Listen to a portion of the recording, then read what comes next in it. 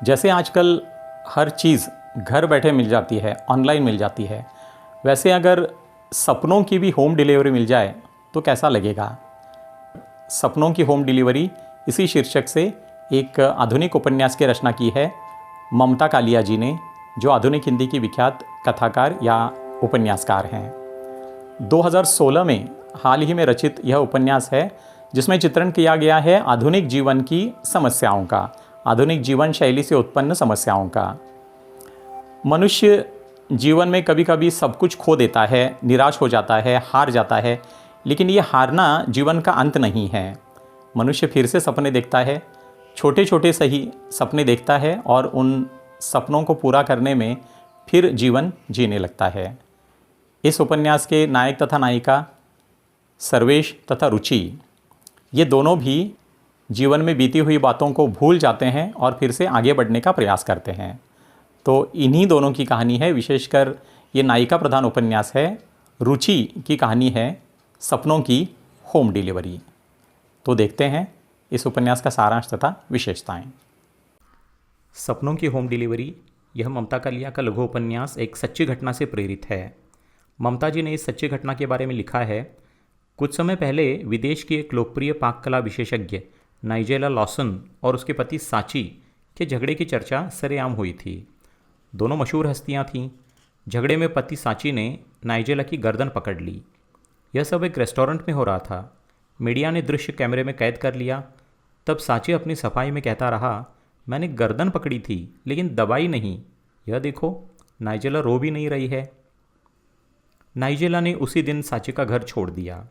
उसके लाखों चाहने वालों को संतोष हुआ कि उसने अपने स्वाभिमान के साथ समझौता नहीं किया।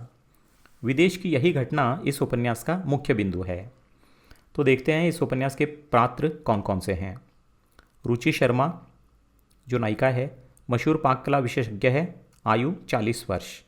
सर्वेश नारंग पत्रकार और रुचि का पति, आयु 50 वर्ष। प्रभाकर रुचि का पहला पति। गगन रुचि का बेटा। जिज्ञासा सिंह रुचि की सहेली। दामिनी पिल्लाई रुचि की सहेली। मंजीत सर्वेश की पहली पत्नी। अंश सर्वेश का बेटा। बीजी सर्वेश की माँ। मंदा सर्वेश के घर में काम करने वाली महिला। सरिता प्रभाकर तथा रुचि के घर में काम करती थी। कथानक इस तरह से है।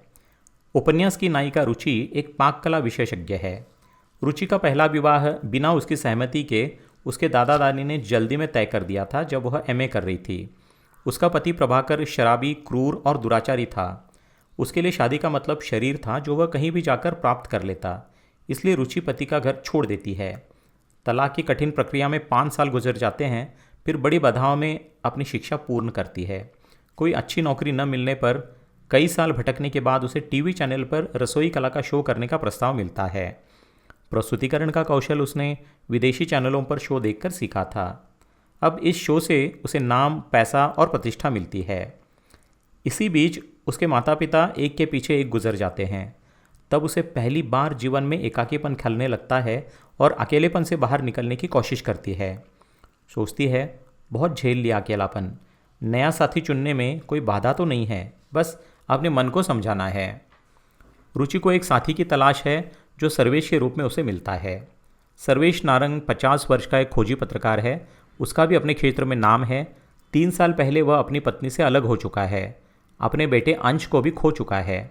अपने काम में तल्लीन, पर जीवन में मौजूद कमी का एहसास उसे भी है। जब सर्वेश और रुचि की मुलाकात होती है तो कुछ ही समय में दोनों को नज़दीक आने में वक्त नहीं लगता। दोनों उम्र के इस दौर में थे कि दोनों में से किसी ने नहीं सोचा था कि वे फिर से किसी से प्यार करने लगेंगे। दोनों ही असफल शादी से निकले थे और दूध के जले की तरह छाछ को भी फूंक फूंक कर पीने में विश्वास रखते थे। इस सब के बावजूद रुचि और सर्वेश बड़े रोमांटिक ढंग से नज़दीक आते हैं। 50 वर्ष का सर्वेश 40 वर्ष की रुचि को कार्ड भेजकर पूछता है, क्या तुम मेरी वैलेंटाइन बनोगी? और कुछ समय पश्चात रुचि इसे स्वीकार भी कर लेती है। सर्वेश रुचि के साथ रहने का प्रस्ताव रखता है, लेकिन रुचि सहजीवन अर्थात लिव इन रिलेशनशिप को गलत रिवाज मानती है। उसे लगता है सहजीवन नितांत अस्थायी, अस्थिर और असंगत है, जिसमें पुरुष से ज़्यादा स्त्री का नुकसान है। हम जितना भी अपने आप को आधुनिक कहें, सहजीवन को सामाजिक प्रतिष्ठा नहीं मिली है। एक बार दलदल में फंसकर बड़ी मुश्किल से वह बाहर निकल आई थी। इसलिए वह सर्वेश से कहती है, मैं सहजीवन को गलत रिवाज मानती हूँ, हमारे ऊपर समाज की जिम्मेदारी है। फिर दोनों औपचारिक विवाह बंधन में बन जाते हैं। पति पत्नी होने के बावजूद अकारण एक दूसरे पर कोई बंधन या रोक टोक नहीं, अधिकार जताने का प्रयास नहीं। सर्वेश तो रुचि से विवाह कर इतना खुश है कि यह विवाह उसे मानो सपनों की होम डिलीवरी लगता है। दोनों ही खुश थे। ऐसा नहीं है कि दोनों में टकराव नहीं है, फिर भी दोनों एक दूसरे को आज़ादी देते हैं। रुचि ने सर्वेश को यह नहीं बताया था कि पहली शादी से उसका एक बेटा है जो अपने पिता के पास रहता है। जब पिता के बर्ताव से परेशान बेटा गगन रुचि के पास आता है, तब रुचि की सहज सुलभ ममता जागृत होती है और वह उसे अपने साथ रहने के लिए कहती है। जब सर्वेश को अचानक पता चलता है तो वह रुचि से झगड़ता है कि उसने पहले क्यों नहीं बताया कि उसका एक बेटा है। गुस्से में वह सार्वजनिक स्थल पर रुचि की गर्दन पकड़ता है। इसे अखबार और मीडिया पर खूब दिखाया जाता है। नारीवादी इस मुद्दे पर रुचि शर्मा को लानतें देते हैं कि वह अपने साथ हुई इस क्रूरता का प्रतिकार क्यों नहीं करती। सर्वेश और रुचि की ज़िंदगी में गगन का आना दरारें ज़रूर उत्पन्न करता है, मगर सर्वेश का सही निर्णय उपन्यास को नया मोड़ देता है। संयोगवश सर्वेश गगन को चरस के अड्डे से उठाकर अपने घर लाता है। उसे गगन में अपना बेटा अंश दिखाई देता है। सर्वेश की माँ बीजी के मन में भी सर्वेश के प्रति ममता जागृत होती है। यही बिंदु रुचि और सर्वेश को फिर से करीब लाता है। पात्र तथा चरित्र चित्रण। रुचि के रूप में एक ऐसी स्त्री की कथा बयान की गई है जो प्रभाकर शर्मा नामक बददिमाग, बदचलन और लंपट पति से असफल वैवाहिक जीवन का दंश झेलने के पश्चात जीने की नई राह पर कदम बढ़ाती है। माँ के रूप में अपनी नाकामयाबी महसूस करती है। सर्वेश से मिलने के पश्चात रुचि को मनोवैज्ञानिक उलझन होती है। दोनों एक ही धरातल पर खड़े हैं, ठोकर खा चुके हैं, पूर्व में उनके विवाह टूट चुके हैं। इस टूटन के बावजूद वे खुद पूरी तरह से टूटे नहीं हैं, इसलिए मन के किसी कोने में जुड़ने की आस भी है।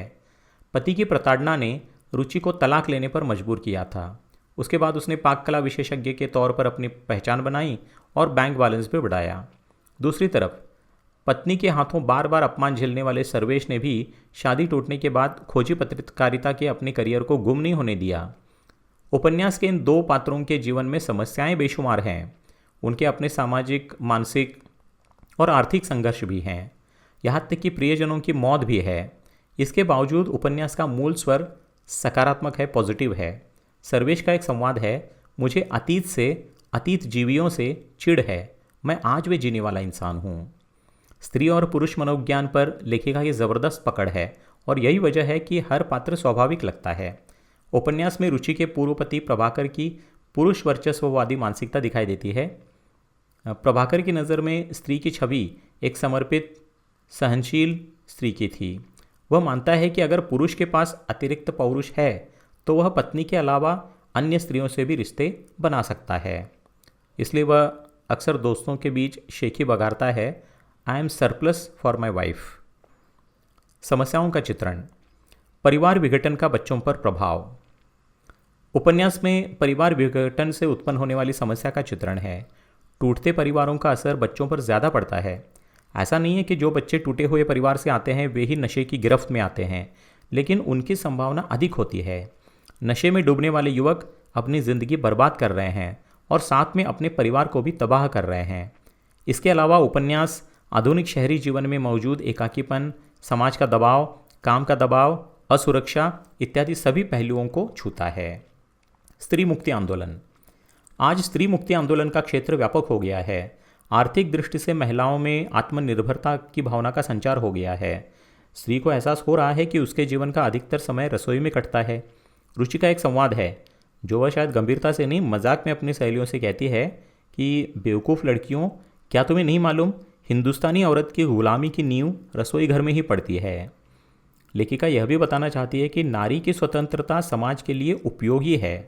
स्वतंत्रता के नाम पर नारी शिक्षित हुई है, आर्थिक क्षेत्र में स्वावलंबी हुई है, लेकिन दोनों की प्राप्ति से उसने संपूर्ण समाज को लाभान्वित किया है।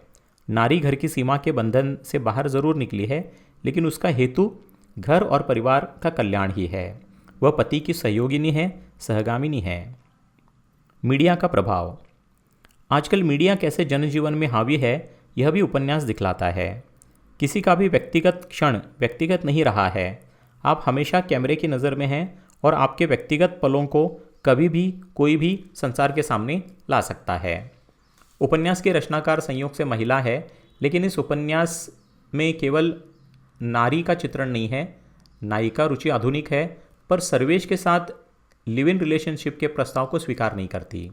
ममता कालिया बताती हैं कि 21वीं शताब्दी में रिश्ते भले ही टूट रहे हैं, लेकिन रिश्तों को बचाने की इच्छा अभी ख़त्म नहीं हुई है। यहाँ तक कि रिश्तों को न बचा पाने पर नए रिश्ते बनाने और उन्हें संवारने की सहज मानवीय भावना भी अभी बनी हुई है। इस बात को अस्वीकार नहीं किया जा सकता कि एक कामयाब पुरुष स्त्री के साथ बगैर नहीं जी सकता, और एक स्वावलंबी स्त्री भी पुरुष का साथ चाहती है। रुचि और सर्वेश दोनों विवाहित होकर भी बंधन मुक्त हैं। इसीलिए रुचि सर्वेश को अपना 15 अगस्त कहती है और सर्वेश रुचि को अपनी 26 जनवरी कहता है। उपन्यास शुरू से लेकर आखिर तक पठनीय है। आज के जीवन के कई पहलुओं को छूता यह उपन्यास अंत तक अपनी रोचकता बरकरार रखता है। उपन्यास खत्म होने पर सोचने के लिए कई नए मुद्दे भी देता है। धन्यवाद।